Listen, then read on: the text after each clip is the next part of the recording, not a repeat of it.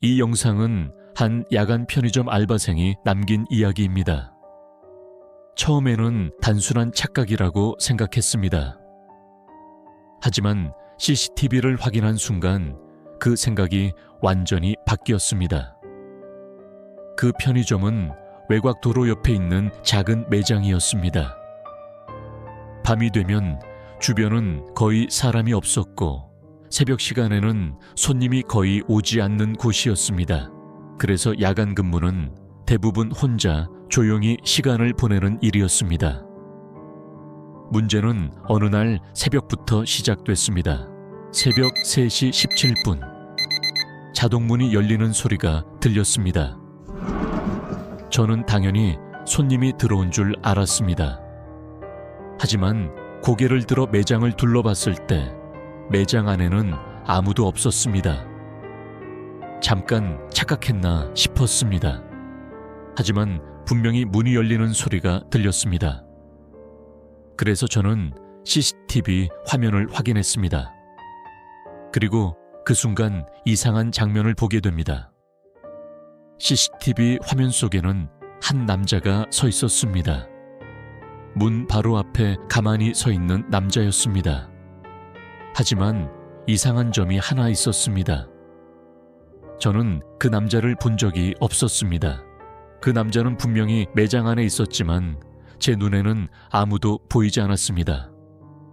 처음에는 CCTV 오류라고 생각했습니다. 그래서 대수롭지 않게 넘겼습니다. 그런데 다음 날 밤 같은 일이 다시 일어났습니다. 새벽 3시 17분 또다시 자동문이 열리는 소리가 들렸습니다. 이번에는 저도 바로 CCTV를 확인했습니다. 그리고 화면 속에는 어제와 같은 남자가 서 있었습니다. 그런데 이번에는 조금 이상했습니다.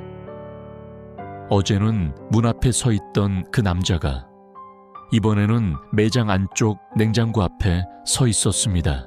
저는 매장을 둘러봤습니다. 하지만 여전히 아무도 없었습니다. 그 남자는 CCTV에만 찍히고 있었습니다. 그 다음 날 저는 일부러 그 시간을 기다렸습니다. 새벽 3시 17분 문이 열리는 소리가 들렸습니다. 그리고 CCTV 화면 속 남자는 이번에는 계산대 앞에 서 있었습니다.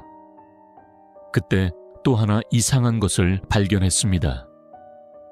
매장 바닥에 젖은 발자국이 있었습니다. 누군가 물에 젖은 신발로 걸어온 것처럼 발자국이 이어져 있었습니다. 하지만 CCTV 화면에는 그 발자국이 보이지 않았습니다.